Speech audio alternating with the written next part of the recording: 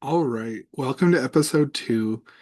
Um, this is kind of new to me because for podcasts, um, so I'll just go into a bit of a backstory. So I was doing a podcast prior to this one, and I didn't have to do video.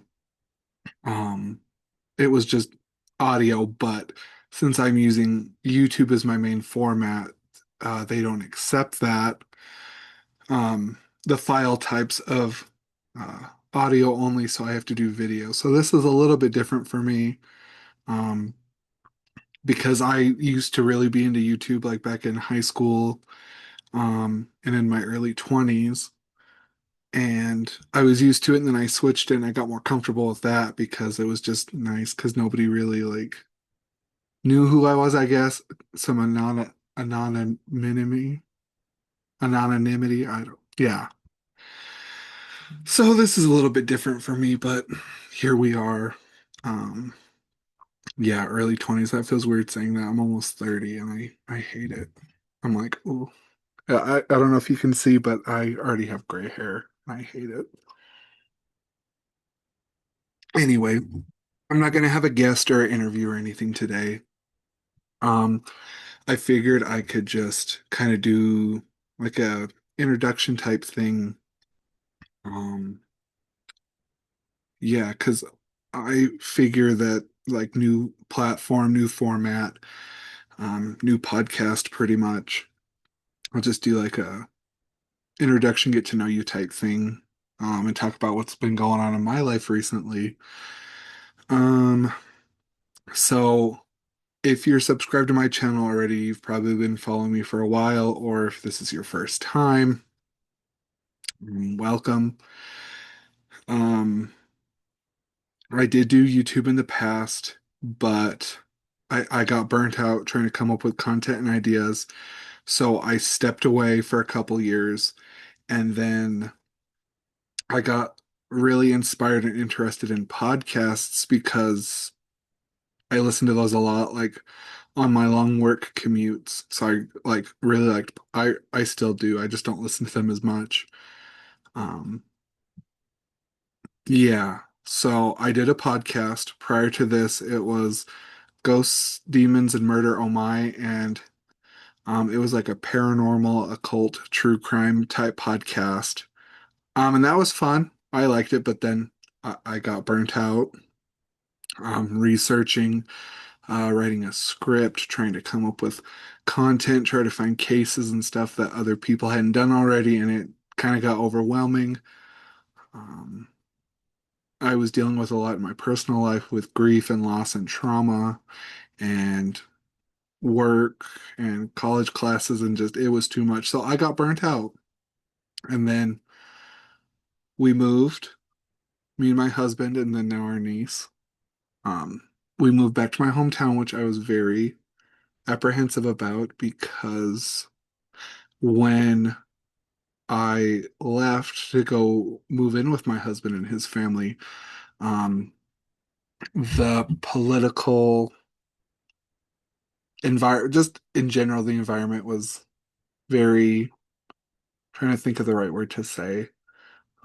I didn't feel comfortable or safe, and I really wanted to get out of here and kind of branch out and be myself instead of this version of myself that I thought I was that had been created by external factors, my upbringing, and other stuff. And basically, I wanted to be myself, my real self, instead of the image and person that people had perceived me growing up all these years and whatnot. So, moving back, I was apprehensive, but it's been good so far. The environment's a little bit better, people a little bit more open-minded. I definitely feel safer up here than where my husband and his family were from. Kind of funny how that worked out. Like this place didn't feel safe, went to a new place and that place felt safer, and then that place didn't feel the same or as safe. So go back here and then it's a little bit better. So it's been good though. Um, I'm going to school for social work. I was in classes for education, wanted to be a teacher. Um, Lots of bullshit and drama. Petty adults made me decide not to be a teacher going to education. When I tell people, like before, like they always assumed it was the kids, but no, the kids are great. It's the jealous, petty adults that kind of drove me away, and like the politics of the schools and like the cliques and um, upper management, I guess you would say, like a superintendent level and admin and all. It's a mess. I could do a whole podcast episode about that because people have no idea. Unless you've like worked in the school system, like been in the like behind the scenes, you have no idea what teachers and people go through and deal with. So there's that. Shout out to the teachers. I'm pretty sure this month, yeah, it was Teacher Appreciation Month. So shout out to them. And that just not teachers, just all school staff. So yeah, social work degree, almost done with that. It's taken me longer. It's taken me about 4 or 5 years to get this degree. It's an associate's degree. I should graduate in December. I'm taking my final 3 elective classes right now. Um, yeah, because like I said, I was in education, then I changed my mind. So it's taken me longer, but I hope it's worth it. I do kind of get like existential crisis and fear with like the way the world's going and political climate and budget cuts, job cuts, um, everything like the price of higher education and all that and how that whole system works. I am worried that I'm going to get this degree and then um, my job or like it might be obsolete, but that might just be me. I don't know. Things are things are weird and hard right now, but what are you going to do? And that's kind of why I did this podcast. I was like, I wanted to like create a safe space for everybody to like be themselves because I feel like with all this online digital presence that has grown so much over the years, um, that a lot of people like put on masks or like feel like they have to like fit certain molds or like live a certain lifestyle or hit these certain milestones in their life and be doing this, and that's just not the case. Um, it's not worth it to keep up with the rat race and keep up with everybody else. It's best to do what works best for you and what fits your lifestyle. And, it took me a long time to realize that. Um,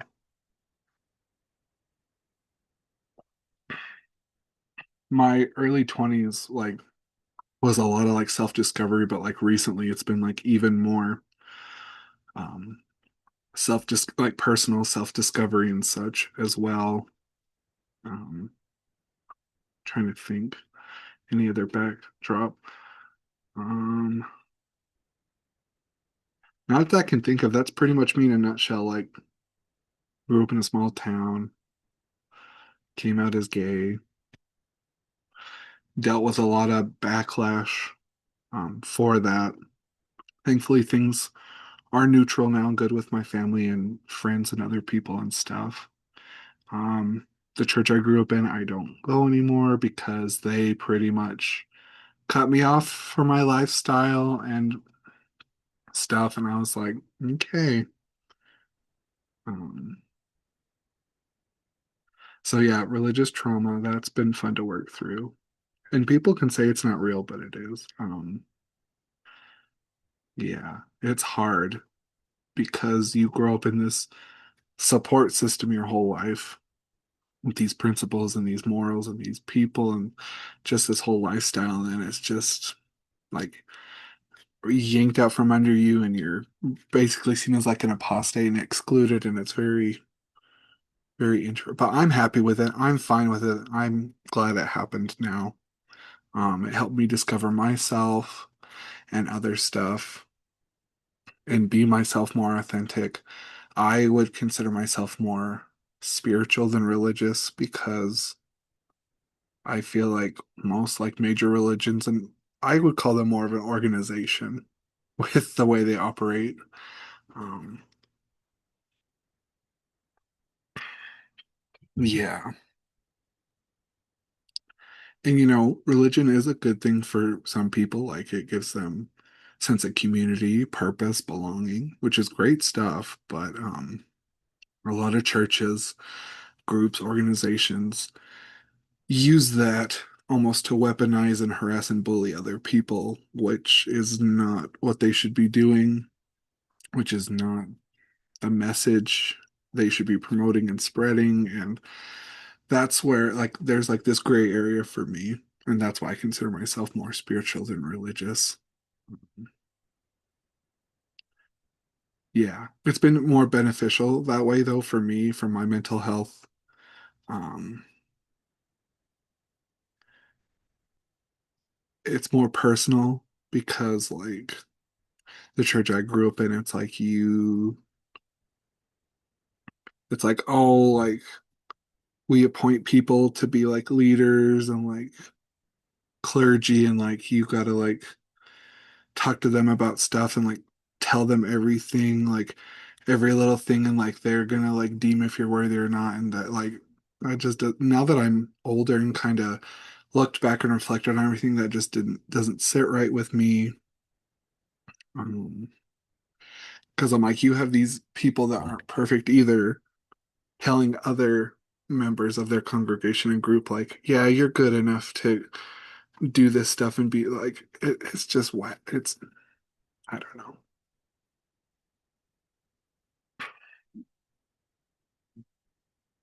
Yeah. And like, I've done a lot of research in like history. I love history and like that stuff. And like, a lot of churches stole ceremonies, rituals, and stuff and deemed them like wicked and like heretics and stuff. And like, but then they manipulated it to fit them and renamed it. And it's like holidays and stuff that we do now. And I'm like, it's very hypocritical, very lots of irony. I'm just like, and I feel like a lot of people don't know that. Like, they are religious or go into religion. I'm like, excuse me, I'm like, do you look into the background of the church you attend? If there's one, like, do you do your research or do you just blindly follow along? Which is what a lot of people do. They make it their whole personality, their whole lifestyle, which I don't agree with. I'm like, it's good that it works for you, but I'm like, if you can't have morals, be a good person, function, operate without that, then what does that say about you as a person? Like, I'm saying like if you can't be a good person without like belonging to like a church organization or whatever, like what does that say about you? Like, why do you need someone else to tell you how to act, what to say, like what to do to be a good person? And most of the time, people don't. Like, there's a lot of hypocrisy with that too. Like, they post Bible verses or say I'm a Christian and this and that, and then they do like horrible things, say horrible, like it's very hypocritical. So there's just a whole discourse on that that I could get into. But I know I'm not the only one. So that's why I brought that up. Um, Let me know if you've experienced similar things or know someone that has, and I don't know, we can all just talk about it and go through it together. I mean, because everyone's different, thankfully. Growing up, my mom always said it's a good thing no one's the same because that'd be pretty boring. And that's true. It reminds me of that episode of Fairly Odd Parents where Timmy wishes everyone was the same and they're all those boring gray blobs. Like diversity, inclusion, like different people like make the world fun, and different cultures, different lifestyle, like different stuff. And it's not your place to judge and harass and bully and put people down that are different because they don't believe like you do or think like you do. And so I'm just like, it's that simple. And if you really read like religious text and look into religion, like that's not what was taught. So I don't know why you're thinking like that. Acting, it's just a lot of controversy, hypocrisy, and whatnot. Like I said, I'm fine with what happened. It was very traumatic, and I had to really work through it and backtrack and reflect and deconstruct myself and my views and stuff, but I'm glad it happened. It was tough at first, but I'm glad it happened, and I can say that now, thankfully. So yeah, that's a little bit about me and just my life. Small town, religious trauma, um, dealing with like stuff for being gay as well. Like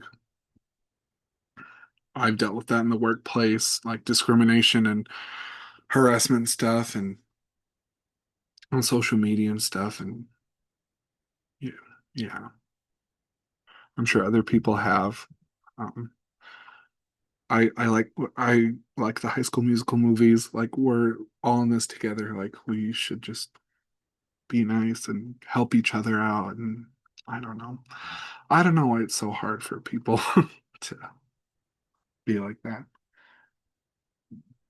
But anyway, enough about that. That's just a quick whatever about me and like my purpose of this podcast. I typically try and we'll have a guest or an interview or whatever for each episode, but sometimes it might be talking to my camera and babbling, and hopefully you enjoy it. Um, Kind of how it was for my horror podcast that I did before. I would write a script and do research and just talk, and that got boring and not as fun. So I'm hoping I can do this podcast format different and have guests and people and different topics and stuff. I don't want it to be put in a box and boring and kind of repetitive. Like I just want it to be about whatever, whoever, and just vibe and like create a safe space and a support system for people out there. That's the whole point. And being like going into social work, it's funny because like I don't really like people. Like I'm not a people person, but like I like helping people and like uplifting and encouraging, which is funny because I'm very introverted. I don't really like people. I get like overstimulated going to Walmart or like the grocery store, like, but I don't know. I'm a conundrum, I guess. Um, Trying to think. Oh, I wanted to talk about tying all this together, kind of. Um, I wanted to talk about a concert I went to a couple weeks ago. I'm a huge Florence the Machine fan for years, since like 2012, I think. Whatever, whatever year her album, I believe it was Ceremonials, came out. Like my cousin had played songs of hers that I liked, and but I really got into it on my own, like searching her out on my own and like listening to her stuff. And then like I'd heard her music, and um I think I'm pretty sure, no, she did a song for Snow White and the Huntsman, a couple other movies, but I'd always liked her vibe, her sound and stuff. I remember watching her, I think it was the X Factor back when that was like a big thing. She was on there, but I've always been a big fan of her. Everyone knows the song "The Dog Days Are Over" that they played on the radio like to death. They put it in Guardians of the Galaxy 3 recently, that movie. Um, but I got to go to her concert, and it was like so healing and therapeutic for me. Um, Her newest album, Everybody Scream, it's a lot about like religion and trauma and grief and loss, and like dealing with all this the past couple years of my life, and even more so recently. It really resonated with me and really kind of helped me heal from that and like resonate with that. So I was very thankful for that. Um, like a couple weeks ago, I was super overwhelmed with like work and life and just whatever, and I just listened to that album while I was out walking in the woods, and it was a very nice detoxing experience for me. Um, I need to do that more. It's I live in Arizona. It gets super hot, so gonna have to plan that accordingly. But yeah, um, the concert was nice. She's super nice. She was pretty much like, whatever you're going through tonight, like, let's all let that out and experience it together because we've all gone through stuff. Maybe not stuff we can all relate to, but just events and stuff that have hurt us or and and such. So she's like, just let that out tonight, like lay it all out, enjoy yourself and just connect and vibe with everybody. And it was really nice to do that. It was the energy, the vibes, it was great. Um, Very therapeutic and healing. It was pretty much like a free therapy session. I highly recommend her. I love her music. And yeah, it was a good wholesome time. And I just, music and like nature, music's always kind of been like my outlet, but like,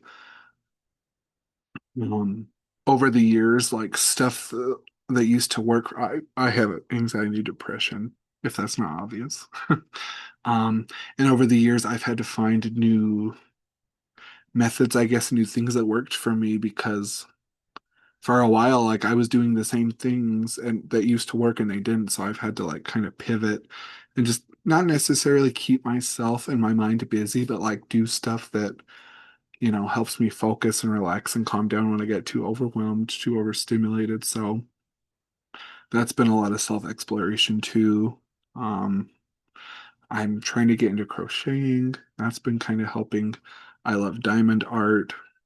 Um, Walks, music. I'm super obsessed with Farm Together too. If anybody plays that, that game is fun. It's cozy. It's like Farmville. For those of you that grew up around that like 2009, 2010, like Facebook games era, Farmville, like, hey, I gotta get home to freaking harvest my pumpkins because if I don't harvest my pumpkins, the crop's gonna die and I'm gonna lose my XP points and all that stuff. So, but it's more cozy. Um, it just like rotates like with seasons and you harvest certain stuff during those seasons and can totally customize your farm. You can visit other people's farms and help them with stuff. It's very cozy, very comforting. The music's very nice. Um, the crops don't die. It'll just wait for you to harvest them, so you don't have to like check it every day. I do because I like it. It's kind of like my routine. Um, Video games, music, podcasts, books, whatever, like whatever works for you. There's different there's plenty of things. Nature, meditation, journaling. There's all kinds of fun self-care stuff that you can discover. Let's see. I think that's pretty much it. I just wanted to do like a little life update, introduce myself, talk about recent stuff that's been going on, kind of let you guys know a little bit more about me. So I hope you enjoyed this episode. Feel free to subscribe and whatnot. Comment below and tell me what you do for self-care or any experiences, thoughts, stuff you want to share. I know it's hard to be vulnerable sometimes. Florence said that. She's like, I sing these songs and I write these songs and I perform. And she's like, you think I wouldn't be scared and I enjoy it, but she's like, it's scary to be vulnerable and I get shy and nervous. And I'm like, same. Like, this is a good, excuse me, outlet for me. I enjoy it, but it's also nerve-wracking because I'm like, I don't know who's gonna see this, or if I'm gonna bore people, or if people are gonna relate, or if I'm just rambling. And so, um, if you stayed to the end of the episode, thank you for following me on this journey, and I hope you continue to follow me on my journey and the journey of others, and we can all just create a safe, warm, welcoming space for each other. Thank you.